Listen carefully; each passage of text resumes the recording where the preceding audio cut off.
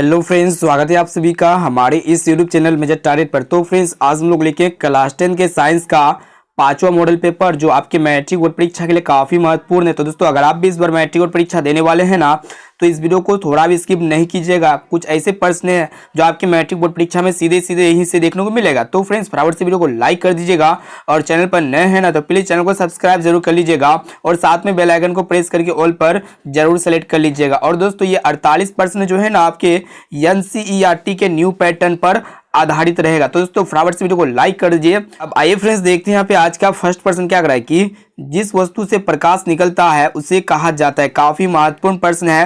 तो दोस्तों, जिस भी वस्तु से प्रकाश निकलता है ना उसे हम लोग प्रकाश स्रोत कहते हैं। और दोस्तों, प्रकाश स्रोत के क्या क्या उदाहरण हो सकते हैं? लालटेन हो गया, लैंप हो गया, बल्ब हो गया, टॉर्च, ये सब जो होते हैं ना प्रकाश स्रोत के उदाहरण होते हैं। और लालटेन, लैंप, बल्ब, ये सब जो होते हैं ना रासायनिक ऊर्जा को प्रकाश ऊर्जा में बदल देता है। अब चलिए फ्रेंड्स, देखते हैं यहाँ पे, यानी कि यहाँ पे हमारा ऑप्शन नंबर ए जो है ना बिल्कुल सही उत्तर हो जाएगा। अब चलिए फ्रेंड्स, देखते हैं यहाँ पे अगला प्रश्न। काफी महत्वपूर्ण प्रश्न है, एक एक क्वेश्चन को अच्छी तरह से याद कर लीजिएगा। दोस्तों, अगर आपको जो भी प्रश्न याद नहीं है ना तो उस प्रश्न को अपने नोटबुक में जरूर नोट कर लीजिएगा। तो आइए देखते हैं यहाँ पे दूसरा प्रश्न क्या कर रहा है कि खतरे के संकेत का प्रकाश किस रंग का होता है। काफी महत्वपूर्ण प्रश्न है, मोस्ट विवेक ऑब्जर्व प्रश्न है। ऑप्शन ए में आपका जो पीला या फिर हरा या फिर नीला या फिर लाल। तो दोस्तों, खतरे के संकेत का जो प्रकाश होता है ना लाल कलर का होता है, यानी कि यहाँ पे हमारा ऑप्शन नंबर डी जो है ना बिल्कुल सही उत्तर हो जाएगा। और दोस्तों, ये लाल कलर का प्रयोग इसीलिए किया जाता है क्योंकि लाल रंग का तरंगदैर्ध्य सबसे अधिक होता है और लाल रंग बिना छितराए अधिक दूरी तय करती है। इसीलिए हम लोग जो है ना खतरे के संकेत में लाल रंग का उपयोग करते हैं। ऑप्शन नंबर डी जो है ना बिल्कुल सही उत्तर हो जाएगा। अब आइए फ्रेंड्स, देखते हैं यहाँ पे 3 नंबर प्रश्न काफी महत्वपूर्ण है। क्या करा है कि 1 जूल और 1 सेकेंड के अनुपात को क्या कहते हैं? दोस्तों, जूल प्रति सेकेंड के अनुपात को हम लोग जो कहते हैं ना 1 वाट कहते हैं। यहाँ पे हमारा ऑप्शन नंबर डी जो है ना बिल्कुल से उत्तर हो जाएगा। और दोस्तों, ये वाट जो होता है ना विद्युत शक्ति का एसआई मात्रक होता है। साथ में इसे भी आप लोग को याद रखना है। अब चलिए फ्रेंड्स, देखते हैं यहाँ पे अगला प्रश्न काफी महत्वपूर्ण है। प्लीज वीडियो को संपूर्ण शुरू से लेकर आखिरी तक जरूर देखिएगा। वीडियो को लाइक नहीं किए ना दोस्तों, वीडियो को लाइक जरूर कर दीजिएगा और चैनल पर नए हैं ना तो प्लीज चैनल को सब्सक्राइब जरूर कर लीजिएगा। तो आइए देखते हैं यहाँ पे 4 नंबर प्रश्न काफी महत्वपूर्ण है। क्या करा है कि चुंबकों के सजातीय ध्रुवों के बीच परस्पर क्या होता है? तो दोस्तों, चुंबकों के सजातीय ध्रुवों के बीच जो है ना प्रतिकर्षण होता है। इसे आप लोग को याद रखना है, यानी कि यहाँ पे हमारा ऑप्शन नंबर बी जो है ना बिल्कुल सही उत्तर हो जाएगा। और दोस्तों, एक प्रश्न ये भी पूछे जाते हैं कि चुंबकों के विजातीय ध्रुवों के बीच परस्पर क्या होता है? आकर्षण होता है। साथ में इसे भी आप लोग को याद रखना है, यानी कि यहाँ पे हमारा ऑप्शन नंबर बी जो है ना बिल्कुल सही उत्तर हो जाएगा। अब चलिए फ्रेंड्स, देखते हैं यहाँ पे अगला प्रश्न। काफी महत्वपूर्ण प्रश्न को देख रहे हैं, प्लीज वीडियो को संपूर्ण शुरू से लेकर आखिरी तक जरूर देखिएगा। देखिए यहाँ पे 5 नंबर प्रश्न भी बहुत ही महत्वपूर्ण है। क्या कर रहा है कि विद्युत मोटर परिवर्तित करता है। काफी महत्वपूर्ण प्रश्न है। तो दोस्तों, जो इलेक्ट्रिक मोटर होता है ना ये जो चेंज करता है इलेक्ट्रिक एनर्जी को मैकेनिकल एनर्जी में चेंज करता है, यानी कि विद्युत ऊर्जा को यांत्रिक ऊर्जा में बदलता है। इसे आप लोग को याद रखना है। यहाँ पे हमारा ऑप्शन नंबर बी जो है ना बिल्कुल सही उत्तर हो जाएगा। अब चलिए फ्रेंड्स, देखते हैं यहाँ पे अगला प्रश्न। काफी महत्वपूर्ण प्रश्न को देख रहे हैं, प्लीज वीडियो को संपूर्ण शुरू से लेकर आखिरी तक जरूर देखिएगा। देखिए यहाँ पे छठा प्रश्न क्या कर रहा है कि लेंस की क्षमता का एसआई मात्रक है। काफी महत्वपूर्ण प्रश्न है। और दोस्तों, आप लोग को बता देते हैं जो लेंस की क्षमता का जो एसआई मात्रक होता है ना मीटर इनवर्स होता है या फिर इनके अलावा प्रति मीटर होता है। और दोस्तों, एक प्रश्न ये भी पूछे जाते हैं कि लेंस की क्षमता का प्रचलित एसआई मात्रक क्या होता है? तो दोस्तों, लेंस की क्षमता का जो प्रचलित एसआई मात्रक होता है ना डायोप्टर होता है। साथ में इसे भी आप लोग को याद रखना है। अब आइए फ्रेंड्स, देखते हैं यहाँ पे 7 नंबर प्रश्न काफी महत्वपूर्ण है। क्या करा है कि आकाश का रंग नीला क्यों प्रतीत होता है? काफी महत्वपूर्ण प्रश्न है। तो दोस्तों, जो आकाश का रंग नीला प्रतीत होता है ना प्रकाश के प्रकीर्णन के कारण प्रतीत होता है। तो दोस्तों, जब प्रकाश सूर्य से निकलकर पृथ्वी पर आने लगती है तो ये वायुमंडल में जो है ना बहुत सारे कण, बहुत सारे पार्टिकल्स, बहुत सारे धूलकण होते हैं और इसी धूलकण से टकराकर जो है ना चारों तरफ छितरा जाता है प्रकाश। और जो नीला रंग होता है ना, नीला रंग का क्या होता है? प्रकीर्णन हो जाता है। और इसी नीला रंग के प्रकीर्णन के कारण जो होता है ना आकाश का रंग नीला प्रतीत होता है। इसे आप लोग को याद रखना है। यहाँ पे हमारा ऑप्शन नंबर बी जो है ना बिल्कुल सही उत्तर हो जाएगा। अब चलिए फ्रेंड्स, देखते हैं यहाँ पे अगला प्रश्न। काफी महत्वपूर्ण प्रश्न को देख रहे हैं, एक भी प्रश्न को स्किप नहीं कीजिएगा। और दोस्तों, जो भी प्रश्न आपको याद नहीं होगा ना तो उस प्रश्न को अपने नोटबुक में जरूर नोट कर लीजिएगा। उसे नोट करके जो है ना आप लोग को याद कर लेना है। देखिए यहाँ पे 8 नंबर प्रश्न क्या कराई कि विद्युत चुंबकीय प्रेरण की खोज किसने की थी? बहुत ही महत्वपूर्ण प्रश्न है। ऑप्शन ए में आपका जो मैक्सवेल ने या फिर फैराडे ने या फिर एम्पेयर ने या फिर फ्लेमिंग ने। दोस्तों, विद्युत चुंबकीय प्रेरण की जो खोज की थी ना फैराडे ने की थी। यहाँ पे हमारा ऑप्शन नंबर बी जो है ना बिल्कुल सही उत्तर हो जाएगा। अब चलिए फ्रेंड्स देखते हैं यहाँ पे अगला प्रश्न, काफी महत्वपूर्ण प्रश्न को देख रहे हैं, एक भी प्रश्न को स्किप नहीं कीजिएगा। देखिए यहाँ पे नेक्स्ट प्रश्न क्या कर रहा है कि प्रतिबिंब का आकार हमेशा वस्तु के आकार के बराबर है तो दर्पण होगा। तो दोस्तों प्रतिबिंब का आकार जब वस्तु के बराबर होता है ना, समतल दर्पण में होता है, यानी कि जब वस्तु का आकार प्रतिबिंब के आकार के बराबर होता है तो कौन सा दर्पण होता है, समतल दर्पण होता है। और दोस्तों एक प्रश्न ये भी पूछे जाते हैं कि जब प्रतिबिंब का आकार वस्तु से छोटा होता है तो वो उत्तल दर्पण होता है। और दोस्तों और एक प्रश्न पूछे जाते हैं कि जब प्रतिबिंब का आकार वस्तु के आकार के बराबर होता है तो अवतल दर्पण होता है। इसे आप लोग को याद रखना है। अब आइए फ्रेंड्स देखते हैं यहाँ पे 10वां प्रश्न काफी महत्वपूर्ण है। क्या कह रहा है कि 1 किलोवाट बराबर होता है। तो दोस्तों 1 किलोवाट जो बराबर होता है ना 36 लाख जूल के बराबर होता है, या फिर इसे हम लोग कह सकते हैं 3.6 गुना 10 के पावर 6 जूल, यानी कि यहाँ पे हमारा ऑप्शन नंबर ए जो है ना बिल्कुल से उत्तर हो जाएगा। और दोस्तों ये जूल जो होता है ना ऊर्जा का ऐसा मात्रक होता है, साथ में इसे भी आप लोग को याद रखना है। अब चलिए फ्रेंड्स देखते हैं यहाँ पे अगला प्रश्न, काफी महत्वपूर्ण प्रश्न को देख रहे हैं। प्लीज वीडियो को संपूर्ण शुरू से लेकर आखिरी तक जरूर देखिएगा। देखिए यहाँ पे अगला प्रश्न क्या कर रहा है कि हमारे घरों में जो विद्युत आपूर्ति की जाती है वह है, काफी महत्वपूर्ण प्रश्न है। तो दोस्तों ऑप्शन ए में आपको दिया हुआ 220 वोल्ट पर दिष्ट धारा होती है, या फिर 12 वोल्ट पर दिष्ट धारा होती है, या फिर 220 वोल्ट पर प्रत्यावर्ती धारा होती है, और ऑप्शन डी है 12 वोल्ट पर प्रत्यावर्ती धारा होती है। तो दोस्तों हमारे घर में जो विद्युत आपूर्ति की जाती है ना तो 220 वोल्ट पर प्रत्यावर्ती धारा होती है, यानी कि 220 वोल्ट पर एसी करंट का सप्लाई किया जाता है। यहाँ पे हमारा ऑप्शन नंबर सी जो है ना बिल्कुल से उत्तर हो जाएगा। अब चलिए फ्रेंड्स देखते हैं यहाँ पे अगला प्रश्न, काफी महत्वपूर्ण प्रश्न को देख रहे हैं। प्लीज वीडियो को संपूर्ण शुरू से लेकर आखिरी तक जरूर देखिएगा। देखिए यहाँ पे 12वां प्रश्न क्या कर रहा है कि अवतल दर्पण की फोकस दूरी उसकी वक्रता त्रिज्या की क्या होती है। काफी महत्वपूर्ण प्रश्न है। तो दोस्तों जो अवतल दर्पण की जो फोकस दूरी होता है ना, यानी कि एफ जो होता है उसकी वक्रता त्रिज्या की आधी होती है, यानी कि एफ बराबर जो फॉर्मूला होता है r/2 होता है। और दोस्तों एक प्रश्न ये भी पूछे जाते हैं कि अवतल दर्पण की वक्रता त्रिज्या फोकस दूरी की क्या होती है, दुगुनी होती है। इसे आप लोग को याद रखना है, यानी कि वक्रता त्रिज्या फोकस दूरी की दोगुनी होगा और फोकस दूरी वक्रता त्रिज्या की आधी होगा। इसे आप लोग को याद रखना है, यानी कि यहाँ पे हमारा ऑप्शन नंबर बी जो है ना बिल्कुल से उत्तर हो जाएगा। अब चलिए फ्रेंड्स देखते हैं यहाँ पे अगला प्रश्न, काफी महत्वपूर्ण प्रश्न है। प्लीज वीडियो को संपूर्ण शुरू से लेकर आखिरी तक जरूर देखिएगा। देखिए यहाँ पे 93वां प्रश्न क्या कर रहा है कि नेत्र लेंस की फोकस दूरी कम हो जाने से कौन सा दृष्टि दोष होता है। बहुत ही महत्वपूर्ण प्रश्न है। तो दोस्तों जब नेत्र लेंस की फोकस दूरी कम हो जाता है ना तो नेत्र में निकट दृष्टि दोष होता है, और ये निकट दृष्टि दोष से पीड़ित व्यक्ति को जो है ना अवतल लेंस से बने चश्मे का उपयोग करना होता है। और दोस्तों एक प्रश्न ये भी पूछे जाते हैं कि नेत्र लेंस की फोकस दूरी अधिक हो जाने से कौन सा दृष्टि दोष होता है। तो दोस्तों जब नेत्र लेंस की फोकस दूरी अधिक हो जाता है ना तो नेत्र में दूर दृष्टि दोष होता है, और ये दूर दृष्टि पीड़ित व्यक्ति जो है ना उत्तल लेंस से बने चश्मे का उपयोग करता है। अब आइए फ्रेंड्स देखते हैं यहाँ पे 14वां प्रश्न क्या कर रहा है कि निम्नलिखित में कौन सा पद विद्युत परिपथ में विद्युत शक्ति को निरूपित नहीं करता है। तो दोस्तों यहाँ पे ऑप्शन ए में आपका दिया हुआ है I²R। तो दोस्तों ये जो होता है ना विद्युत शक्ति को निरूपित करता है, और सी में दिया हुआ VR, ये भी जो है ना विद्युत शक्ति को निरूपित करता है। और आपका ऑप्शन डी में आपका दिया हुआ V²/R, ये भी जो है ना विद्युत शक्ति को निरूपित करता है। लेकिन यहाँ पे जो है ना IR², यह जो है ना विद्युत शक्ति को निरूपित नहीं करता है, यानी कि यहाँ पे हमारा जो है ना ऑप्शन नंबर बी जो है बिल्कुल से उत्तर हो जाएगा IR²। अब चलिए फ्रेंड्स देखते हैं यहाँ पे अगला प्रश्न, काफी महत्वपूर्ण प्रश्न को देख रहे हैं। प्लीज वीडियो को संपूर्ण कंसंट्रेट होकर एक क्वेश्चन को अच्छी तरह से याद कर लीजिएगा। दोस्तों अगर आपको जो भी प्रश्न याद नहीं है ना तो उस प्रश्न को अपने नोटबुक में जरूर नोट करके उसे याद कर लीजिएगा। देखिए यहाँ पे 15वां प्रश्न क्या कर रहा है कि एक साधारण प्रिज्म कितने सतहों से घिरा होता है। तो दोस्तों प्रिज्म एक पारदर्शी शीशा का काट होता है जिसका 2 सतह त्रिभुजाकार और 3 सतह चतुर्भुजाकार होता है, यानी कि टोटल 5 सतह होते हैं प्रिज्म में। इसे आपको लोग को याद रखना है, यानी कि यहाँ पे हमारा ऑप्शन नंबर सी जो है ना बिल्कुल से उत्तर हो जाएगा। अब आइए फ्रेंड्स देखते हैं यहाँ पे अगला प्रश्न क्या कर रहा है कि विद्युत बल्ब के फिलामेंट में किस तत्व का उपयोग किया जाता है, यानी कि जो इलेक्ट्रिक बल्ब होते हैं उसका जो फिलामेंट होता है उसमें जो है ना किस तत्व का उपयोग करते हैं। तो दोस्तों ऑप्शन ए में आपका दिया हुआ टंगस्टन का, या फिर तांबा का, या फिर नाइक्रोम का, और ऑप्शन डी में आपका दिया हुआ जस्ता का। तो दोस्तों इलेक्ट्रिक बल्ब के जो तंतु होता है उसमें जो है ना हम लोग टंगस्टन से बने तंतु का उपयोग करते हैं, यानी कि यहाँ पे हमारा ऑप्शन नंबर ए जो है ना बिल्कुल से उत्तर हो जाएगा।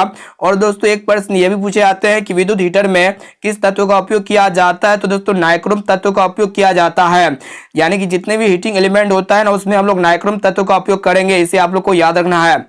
अब चलिए फ्रेंड्स देखते हैं यहाँ पे अगला प्रश्न, काफी महत्वपूर्ण है। देखिएगा क्या कर रहा है कि अभिनेत्र लेंस की फोकस दूरी में परिवर्तन किया जाता है, यानी कि किसके द्वारा अभिनेत्र लेंस की फोकस दूरी में परिवर्तन किया जाता है। ऑप्शन ए में आपका दिया हुआ पुतली द्वारा, या फिर दृष्टि पटल द्वारा, या फिर पक्षमावी मांसपेशियों द्वारा, और ऑप्शन डी में आपका दिया परितारिका द्वारा। तो दोस्तों अभिनेत्र लेंस की जो फोकस दूरी में जो परिवर्तन किया जाता है ना, पक्षमावी मांसपेशियों द्वारा परिवर्तन किया जाता है, यानी कि यहाँ पे हमारा ऑप्शन नंबर सी जो है ना बिल्कुल से उत्तर हो जाएगा। अब चलिए फ्रेंड्स देखते हैं यहाँ पे अगला प्रश्न, काफी महत्वपूर्ण प्रश्न को देख रहे हैं। प्लीज वीडियो को संपूर्ण है शुरू से लेकर आखिर तक जरूर देखिएगा। वीडियो को लाइक नहीं किया ना दोस्तों, वीडियो को लाइक जरूर कर दीजिएगा, और चैनल पर नए हैं ना तो प्लीज चैनल को सब्सक्राइब जरूर कर लीजिएगा, और साथ में बेल आइकन को प्रेस करके ऑल पर जरूर सेलेक्ट कर लीजिएगा। तो आइए देखते हैं यहाँ पे 18 नंबर प्रश्न क्या कराए कि सल्फेट अर्धहाइड्रेट या हेमीहाइड्रेट का अन्य नाम है। तो दोस्तों सल्फेट अर्धहाइड्रेट या हेमीहाइड्रेट का अन्य नाम जो होता है ना प्लास्टर ऑफ पेरिस होता है, इसे आप लोग को याद रखना है, यानी कि यहाँ पे हमारा ऑप्शन और बी जो है बिल्कुल से उत्तर हो जाएगा। और दोस्तों प्लास्टर ऑफ पेरिस की क्रिया जब जल के साथ किया जाता है तो जिप्सम का निर्माण होता है, इसे आप लोग को याद रखना है। तो यहाँ पे हमारा ऑप्शन नंबर बी जो है बिल्कुल से उत्तर हो जाएगा कि सल्फेट अर्धहाइड्रेट या हेमीहाइड्रेट का अन्य नाम क्या होता है, प्लास्टर ऑफ पेरिस होता है। और दोस्तों आप लोग कमेंट करके बताइएगा कि प्लास्टर ऑफ पेरिस का रासायनिक सूत्र क्या होता है। अब आइए फ्रेंड्स देखते हैं यहाँ पे अगला प्रश्न क्या कराए कि ऑक्सीजन ब्रैकेट में O की परमाणु संख्या। तो दोस्तों ऑक्सीजन की परमाणु संख्या जो होता है ना 8 होता है, इसे आप लोग को याद रखना है, यानी कि यहाँ पे हमारा ऑप्शन और बी जो है ना बिल्कुल से उत्तर हो जाएगा। अब चलिए फ्रेंड्स देखते हैं यहाँ पे अगला प्रश्न, काफी महत्वपूर्ण है, एक एक प्रश्न को अच्छी तरह से याद कर लीजिएगा दोस्तों। अगर आपको जो ही प्रश्न याद नहीं है ना तो उस प्रश्न को अपने नोटबुक में जरूर नोट करके याद कर लीजिएगा। तो आइए देखते हैं यहाँ पे 20 नंबर प्रश्न क्या कराए कि 1 पीएम जिसको हम लोग पिकोमीटर कहेंगे कितने मीटर के बराबर होता है। तो दोस्तों 1 पीएम जो पिकोमीटर बराबर होता है ना 10 के पावर -12 मीटर के बराबर होता है, यानी कि यहाँ पे हमारा ऑप्शन नंबर सी जो है ना बिल्कुल से उत्तर हो जाएगा। और दोस्तों ये भी प्रश्न बहुत इंपॉर्टेंट है, काफी और आपकी मैट्रिक बोर्ड परीक्षा में पूछा जा चुका। अब आइए फ्रेंड्स देखते हैं यहाँ पे 21 प्रश्न क्या कराए कि एथनॉल का क्रियाशील मूलक है। तो दोस्तों एथनॉल का जो क्रियाशील मूलक होता है ना काफी महत्वपूर्ण प्रश्न है। तो दोस्तों एथनॉल का जो क्रियाशील मूलक होता है OH होता है, इसे आप लोग को याद रखना है, यानी कि यहाँ पे हमारा ऑप्शन नंबर ए जो है ना बिल्कुल से उत्तर हो जाएगा। एथनॉल का क्रियाशील मूलक क्या होता है, OH होता है। अब चलिए फ्रेंड्स देखते हैं यहाँ पे अगला प्रश्न, काफी महत्वपूर्ण है, देखिएगा क्या कराए कि किसी अभिक्रिया में भाग लेने वाले पदार्थ को कहते हैं। तो दोस्तों किसी भी अभिक्रिया में भाग लेने वाले पदार्थ को जो है ना हम लोग अभिकारक कहते हैं, या फिर प्रतिकारक कहते हैं, या फिर रिएक्टेंट कहते हैं। और दोस्तों एक प्रश्न ये भी पूछे जाते हैं कि किसी अभिक्रिया में भाग लेने वाले पदार्थ के जो फलस्वरूप नया पदार्थ का निर्माण होता है ना उसे हम लोग प्रतिफल कहते हैं या फिर प्रोडक्ट कहते हैं, इसे आप लोग को याद रखना है।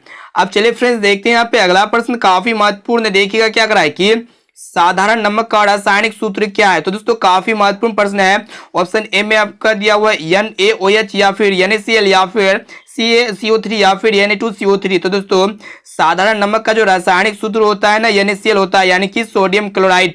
ऑप्शन नंबर ए बी जो है ना बिल्कुल से उत्तर हो जाएगा NaCl। अब आइए फ्रेंड्स देखते हैं यहाँ पे 24 नंबर प्रश्न भी बहुत ही महत्वपूर्ण है, क्या कराए कि निम्न में से कौन मुख्यतः बायोगैस है। काफी महत्वपूर्ण प्रश्न है। ऑप्शन ए में आपका दिया हुआ H2 या फिर CH4 या फिर C2H6 या फिर C4H10। तो दोस्तों जो बायोगैस है ना वो आपका CH4 है, यानी कि इसे हम लोग मीथेन कहते हैं। ऑप्शन नंबर बी जो है ना यहाँ पे बिल्कुल से उत्तर हो जाएगा, काफी महत्वपूर्ण प्रश्न है। अब चलिए फ्रेंड्स देखते हैं यहाँ पे अगला प्रश्न, देखिएगा क्या कराए कि पोटेशियम यानी कि K की परमाणु संख्या क्या है। तो दोस्तों पोटेशियम की जो परमाणु संख्या होती है ना 19 होती है। यहाँ पे हमारा ऑप्शन नंबर ए जो है ना बिल्कुल से उत्तर हो जाएगा। और दोस्तों ये भी प्रश्न काफी महत्वपूर्ण है और बहुत बार आपके मैट्रिक बोर्ड परीक्षा में पूछा भी जा चुका। अब आइए फ्रेंड्स देखते हैं यहाँ पे 26वां प्रश्न क्या कराए कि निम्न में कौन दुर्बल अम्ल है। काफी महत्वपूर्ण प्रश्न है। तो दोस्तों दुर्बल अम्ल ऐसा अम्ल होता है जो जल में आंशिक रूप से आयनित होते हैं, उसको हम लोग दुर्बल अम्ल कहते हैं। और दोस्तों दुर्बल अम्ल का क्या उदाहरण होगा, CH3COOH एक प्रकार का दुर्बल अम्ल है, यह जो है ना जल में आंशिक रूप से आयनित होते हैं, इसे आप लोग को याद रखना है। ऑप्शन नंबर डी जो है ना बिल्कुल से उत्तर हो जाएगा। और दोस्तों इनके अलावा HCl यानी कि हाइड्रोक्लोरिक अम्ल, यह एक प्रकार का परवल अम्ल है। HNO3 यह एक प्रकार का नाइट्रिक अम्ल है, यानी कि यह भी एक प्रकार का जो है ना परवल अम्ल है। और ऑप्शन सी में आपका दिया है H2SO4 जिसको हम लोग सल्फ्यूरिक अम्ल कहते हैं, यह भी एक प्रकार का जो है ना स्ट्रॉन्ग एसिड है, जिसे हम लोग क्या कहेंगे, परवल अम्ल कहेंगे। अब चलिए फ्रेंड्स देखते हैं यहाँ पे अगला प्रश्न, देखिएगा 27वां प्रश्न क्या कराए कि कार्बन क्या है। तो दोस्तों कार्बन जो है ना अधातु होता है। ऑप्शन नंबर बी जो है ना बिल्कुल से उत्तर हो जाएगा। काफी महत्वपूर्ण प्रश्न है, एक एक प्रश्न को अच्छी तरह से याद कर लीजिएगा दोस्तों। अगर आपको जो ही प्रश्न याद नहीं है ना प्लीज उस प्रश्न को अपने नोटबुक में जरूर नोट करके उसे याद कर लीजिएगा दोस्तों। वीडियो को लाइक नहीं किया दोस्तों, वीडियो को लाइक जरूर कर दीजिएगा। और दोस्तों चैनल पर नए हैं ना तो प्लीज चैनल को सब्सक्राइब जरूर कर लीजिएगा।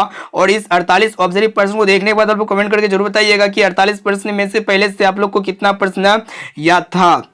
अब चलिए फ्रेंड्स देखते हैं यहाँ पे अगला प्रश्न, काफी महत्वपूर्ण प्रश्न को देख रहे हैं।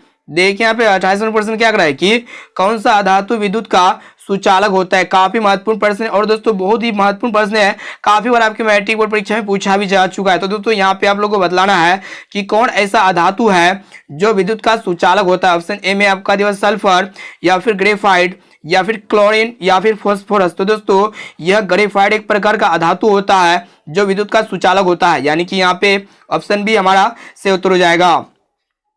अब आइए फ्रेंड्स देखते हैं यहाँ पे 29वां प्रश्न क्या कर रहा है कि आवर्त सारणी में कितने वर्ग है। तो दोस्तों आवर्त सारणी में 18 वर्ग होते हैं। और एक प्रश्न ये भी पूछे आते हैं कि आवर्त सारणी में कितने आवर्त होते हैं। तो दोस्तों आवर्त सारणी में जो है ना 7 आवर्त होते हैं, इसे भी आप लोग को याद रखना है। अब चलिए फ्रेंड्स देखते हैं यहाँ पे अगला प्रश्न, काफी महत्वपूर्ण प्रश्न को देख रहे हैं। देखिएगा 30वां प्रश्न क्या कर रहा है कि उदासीन विलयन का पीएच का मान क्या होगा। तो दोस्तों जिस भी विलयन के पीएच का मान 7 होता है ना तो विलयन उदासीन होता है, यानी कि 7 के बराबर जो होगा ना तो उदासीन होगा। और दोस्तों 7 से कम जो होगा ना वो अम्लीय होगा, और दोस्तों 7 से अधिक जो होगा ना वो आपका क्षारीय होगा। 7 में से भी आप लोग को याद रखना है। अब आइए फ्रेंड्स देखते हैं यहाँ पे 32वां प्रश्न क्या कर रहा है कि अभिक्रिया CuO+H2 टेंस टू Cu+H2O में किसका उपचयन होता है। तो दोस्तों यहाँ पे जो है ना हाइड्रोजन का उपचयन होता है, यानी कि यहाँ पे हमारा ऑप्शन नंबर बी जो है ना बिल्कुल सही उत्तर हो जाएगा। H2 का क्या हो रहा है, उपचयन हो रहा है। अब चलिए फ्रेंड्स देखते हैं यहाँ पे अगला प्रश्न। देखिए यहाँ पे क्या कर रहा है कि सोडियम की संयोजकता क्या है, यानी कि सोडियम की वैलेंसी आप लोग को बतलाना है। तो दोस्तों सोडियम परमाणु की जो वैलेंसी होता है ना 1 होता है, इसे आप लोग को याद रखना है। ऑप्शन नंबर ए हमारे यहाँ पे बिल्कुल सही उत्तर हो जाएगा। अब चलिए फ्रेंड्स देखते हैं यहाँ पे अगला प्रश्न, काफी महत्वपूर्ण है। देखिएगा क्या कर रहा है कि कौन शून्य वर्ग का तत्व है, बहुत इंपॉर्टेंट है और काफी बार आपके मैट्रिक बोर्ड परीक्षा में पूछा भी जा चुका है। तो दोस्तों शून्य वर्ग का जो तत्व होगा ना He होगा, यानी कि हेलियम होगा। ऑप्शन नंबर सी जो है ना बिल्कुल सही उत्तर हो जाएगा। ये He जो है ना शून्य वर्ग का तत्व का उदाहरण है। अब आइए फ्रेंड्स देखते हैं यहाँ पे 34वां प्रश्न, काफी महत्वपूर्ण है। क्या कर रहा है कि जल दिवस कब मनाया जाता है। तो दोस्तों एक प्रश्न को अच्छी तरह से याद कर लेना है। तो दोस्तों यहाँ पे आप लोगों को बतलाना है कि जल दिवस कब मनाया जाता है। ऑप्शन ए में आपका दिया 20 मार्च को, या फिर 23 मार्च को, या फिर 20 अप्रैल को, या फिर 23 अप्रैल को। तो दोस्तों जल दिवस जो मनाए जाते हैं ना 23 मार्च को मनाए जाते हैं। ऑप्शन नंबर बी यहाँ पे सही उत्तर हो जाएगा।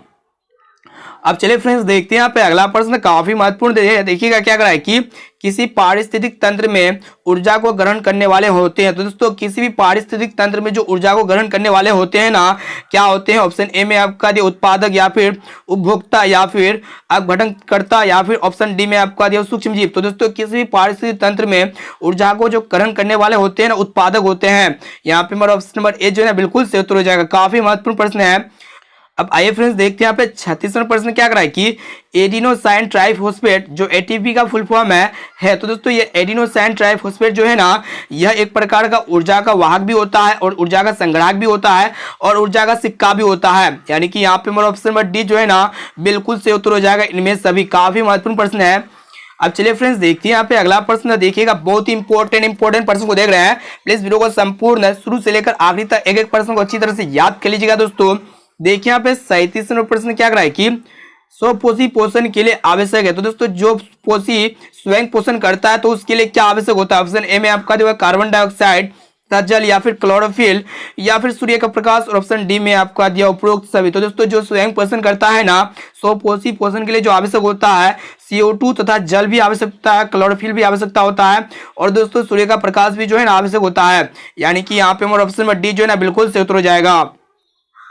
अब चलिए फ्रेंड्स देखते हैं यहाँ पे अगला प्रश्न, काफी महत्वपूर्ण है। देखिएगा क्या कर रहा है कि प्रकाश संश्लेषण द्वारा किसकी प्राप्ति होती है। बहुत ही महत्वपूर्ण प्रश्न है और आपके मैट्रिक बोर्ड परीक्षा में बहुत बार पूछा जा चुका है। तो दोस्तों यहाँ पे आप लोगों को बतलाना है कि प्रकाश संश्लेषण द्वारा जो है ना किसकी प्राप्ति होती है। ऑप्शन ए में आपका जो वसा का, या फिर प्रोटीन का, या फिर ग्लूकोज का, या फिर प्रकाश का। तो दोस्तों प्रकाश संश्लेषण के द्वारा जो है ना ग्लूकोज की प्राप्ति होती है, इसे आप लोग को याद रखना है। और दोस्तों एक प्रश्न यही पूछे आते हैं कि ग्लूकोज का अणुसूत्र क्या होता है। तो दोस्तों ग्लूकोज का जो अणुसूत्र होता है ना C6H12O6 होता है, इसे आप लोग को याद रखना है।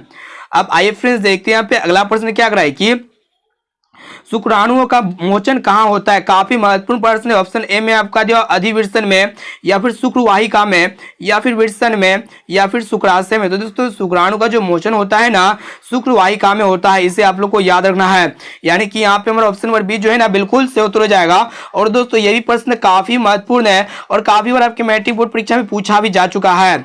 अब चलिए फ्रेंड्स देखते हैं यहाँ पे अगला प्रश्न। देखिए यहाँ पे 40वां प्रश्न क्या कर रहा है कि बहुत इंपॉर्टेंट प्रश्न है। एक एक प्रश्न को अच्छी तरह से याद कर लीजिएगा। देखिए यहाँ पे 40वां प्रश्न क्या कर रहा है कि ओजोन परत पाया जाता है। तो दोस्तों ये ओजोन परत जो होता है ना, वायुमंडल की सबसे ऊपरी सतह के ऊपर जो है ना ओजोन परत पाया जाता है। यानी कि यहाँ पे हमारा ऑप्शन नंबर बी जो है ना बिल्कुल से उत्तर हो जाएगा।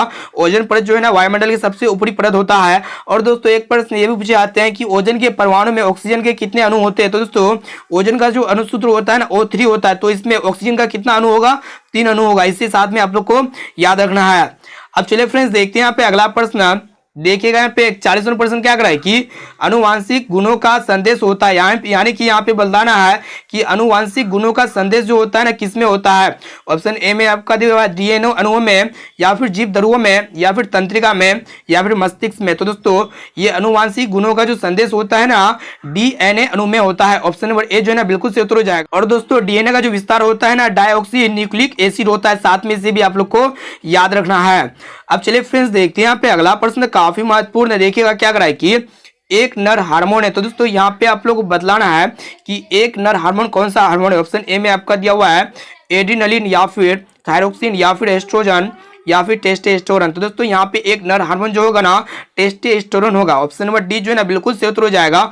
और ये टेस्टोस्टेरोन जो होता है ना ये नर हार्मोन का सेक्स होता है। और दोस्तों जो मादा हार्मोन का जो सेक्स होता है ना एस्ट्रोजन होता है। साथ में इसे भी आप लोग को याद रखना है। ऑप्शन नंबर डी जो है ना बिल्कुल से उत्तर हो जाएगा।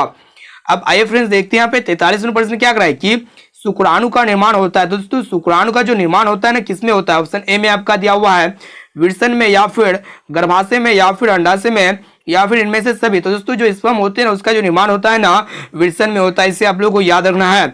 यानी कि यहाँ पे हमारा ऑप्शन नंबर ए जो है ना बिल्कुल से उत्तर हो जाएगा। और दोस्तों मनुष्य के नर में जो है ना एक जोड़ा विरसन पाया जाता है। साथ में से भी आप लोग को याद रखना है। अब चलिए फ्रेंड्स देखते हैं यहाँ पे अगला प्रश्न काफी महत्वपूर्ण प्रश्न है। देखिएगा क्या कर रहा है कि किस वैज्ञानिक को अनुवांशिकी का पिता कहा जाता है। काफी महत्वपूर्ण प्रश्न है। तो दोस्तों अनुवांशिकी का जो पिता कहा जाता है ना ग्रेगर जॉन मेंडल को कहा जाता है। ऑप्शन नंबर बी जो है ना यहाँ पे हमारा बिल्कुल से उत्तर हो जाएगा। अब आइए फ्रेंड्स देखते हैं यहाँ पे 45वां प्रश्न क्या कराए कि एक कोशिकीय शैवाल में जल का परिवहन होता है। यानी कि किसके द्वारा जो है ना एक कोशिकीय शैवाल में जल का परिवहन होता है। ऑप्शन ए में आपका दिया प्रासरण द्वारा, या फिर चालनी नलिकाओं द्वारा, या फिर विसरण द्वारा। ऑप्शन डी में आपका दिया इनमें से एक कोई नहीं। तो दोस्तों एक कोशिकीय शैवाल में जो जल का परिवहन होता है ना विसरण के द्वारा होता है। इसे आप लोग को याद रखना है। ऑप्शन नंबर सी यहाँ पे हमारा बिल्कुल से उत्तर हो जाएगा। अब चलिए फ्रेंड्स देखते हैं यहाँ पे अगला प्रश्न काफी महत्वपूर्ण है। एक एक प्रश्न को स्किप नहीं कीजिएगा, इसमें सभी प्रश्न बहुत इंपॉर्टेंट है, काफी महत्वपूर्ण है। देखिएगा यहाँ पे 46वां प्रश्न क्या कर रहा है कि मछली के हृदय में कोष्ठों की संख्या होती है। तो दोस्तों मछली के हृदय में जो है ना 2 कोष्ठ होते हैं। ऑप्शन नंबर ए जो है ना बिल्कुल से उत्तर हो जाएगा।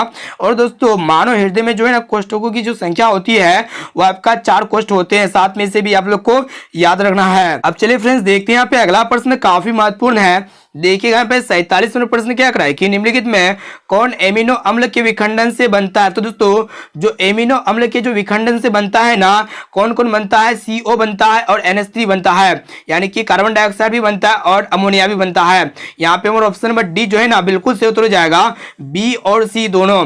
अब आइए फ्रेंड्स देखते हैं यहाँ पे 48 नंबर प्रश्न क्या कर रहा है कि लिंग गुणसूत्र का पूर्ण जोड़ा पाया जाता है। यानी कि किसमें जो है ना लिंग गुणसूत्र का पूर्ण जोड़ा पाया जाता है। ऑप्शन ए में आपका दिया पुरुषों में, या फिर स्त्रियों में, या फिर पुरुष और स्त्री दोनों में। ऑप्शन डी में आपका दिया हुआ है किसी में नहीं। तो दोस्तों लिंग गुणसूत्र का जो पूर्ण जोड़ा पाया जाता है ना स्त्री में पाया जाता है। ऑप्शन नंबर बी जो है ना यहाँ पे हमारा बिल्कुल से उत्तर हो जाएगा। तो दोस्तों यहाँ पे जो है ना 48 ऑब्जेक्टिव क्वेश्चंस को देख चुके हैं। और ये जो 48 ऑब्जेक्टिव प्रश्न है आपके मैट्रिक बोर्ड परीक्षा के लिए बहुत इंपॉर्टेंट है।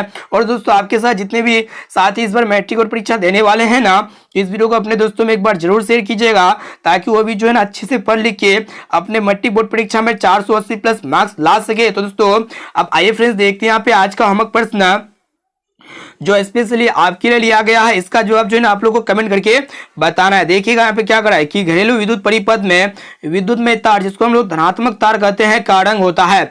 ऑप्शन ए में आपका दिया हुआ लाल, या फिर हरा, या फिर काला, या फिर पीला। तो दोस्तों इसका जवाब जो है ना आप लोग को कमेंट करके बताना है। और साथ में ये भी बताना है कि 48% में से पहले से आप लोग को कितना प्रश्न याद था। और ये भी बताना है कि प्लास्टर और पेरिस का सूत्र क्या होता है। दोस्तों फिर मिलते हैं जल्दी अगले वीडियो पे। वीडियो को लाइक जरूर कर दीजिएगा और चैनल पर नए हैं ना तो प्लीज चैनल को सब्सक्राइब जरूर कर लीजिएगा।